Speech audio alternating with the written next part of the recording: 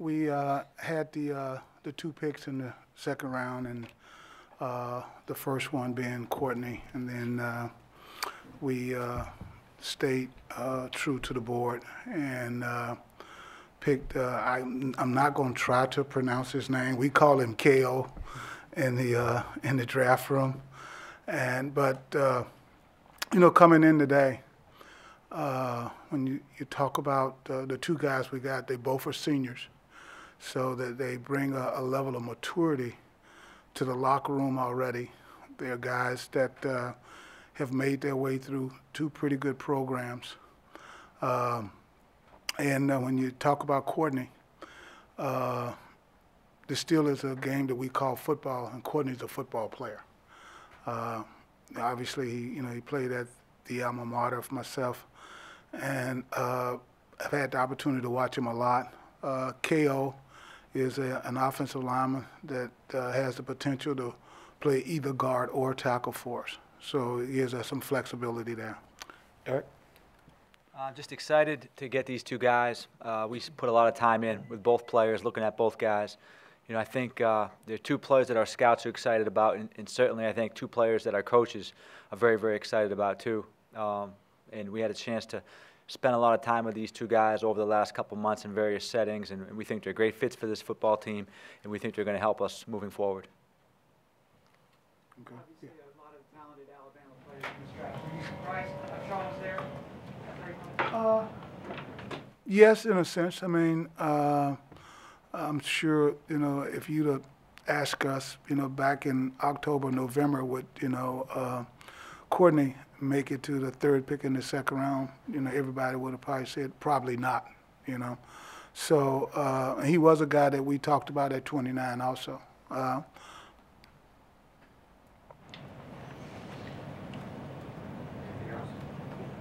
Eric, in terms of Kelechi Osemele, what games stood out to you as you guys evaluated him and the competition phase? Well, I think at the Senior Bowl, he was one of the better offensive linemen there. We had a chance to watch him all week, and we saw a big physical guy with very, very long arms who moves well on his feet, strong. I think he benched 32 reps at the Combine. We spent a week with him down there. We had a chance to see him. I was watching him versus Oklahoma just the other day, looking at another player on Oklahoma's team, and he stood out in that game.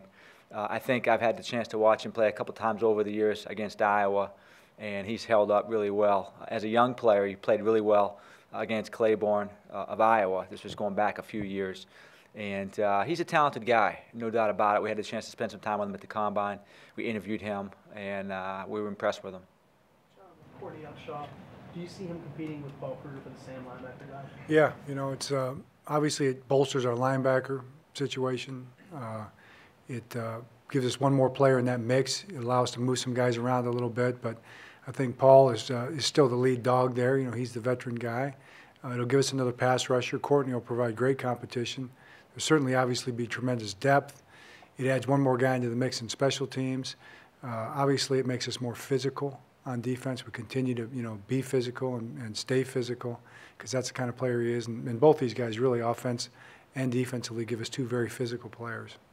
Do you sense that he's kind of hungry because the other guys, he had to wait a little longer than his teammates. Yeah. They all went up last night, but he had to wait till the day. Do you think that that's something that will motivate him? Yeah, it's a really good point. Both guys we got on the phone. Wouldn't you say, Ozzie? Yes. Both guys were, a little bit miffed about where they were taken.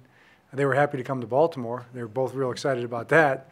But I think they both feel like they have something to prove. Joe, what was your take on these guys as you watched the tapes and as you got to know them?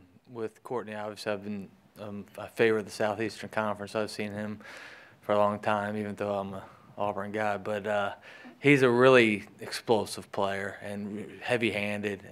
He plays hard. He's versatile. He's played with his hand down and up, so he can stand up on 2 feet and play, and then get down and play in the sub package as a rusher.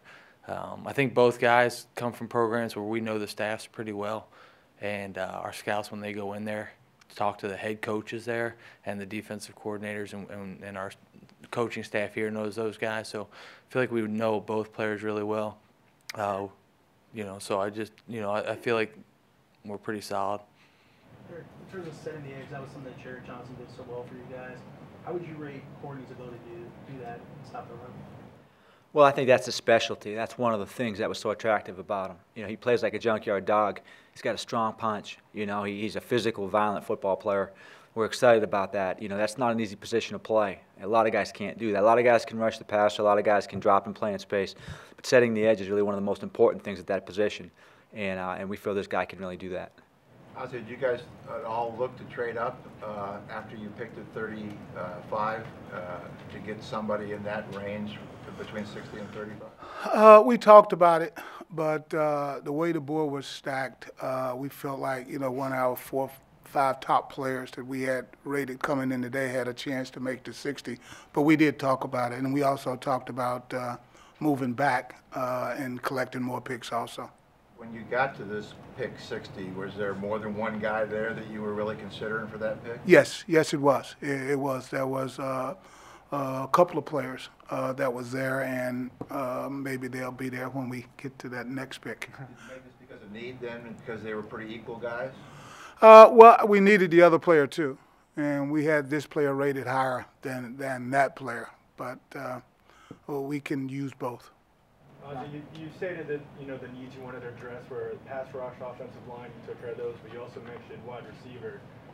You know, is this a deep draft for wide receiver? Are you confident you'll be able to find a player that can help you guys out in the next few rounds? Well, we feel like there are some receivers left on our board that we think can come in and compete with the guys that we have on our roster. John, Osemele is someone you assume can step in and left guard maybe right away. Have you been practicing that pronunciation? I have. I talked to him. Quite impressive. Yeah, that would be a possibility. I think left guard or right tackle, you know, and I think that we'll just let those guys compete and see also who meshes better where, you know, and Ja being in the mix, and also Michael Orr being in the mix, and Bryant McKinney being in the mix, and you know what, it gives us some competition, and we like that. Ozzie, I know you keep one eye on the rest of the division and one eye on your team. How much do you think you guys have improved compared to what you've seen thus far with the rest of the division? Well, I think I'd like to reserve to answer that question till this thing finishes, you know, and then I can walk over and I can look at what Pittsburgh has done with all their picks, what Cincinnati's done with theirs, and with Cleveland. You know, I think everybody's done a good job thus far, but I think, you know, how you do on day 3 really determines how well your draft is. All right. So,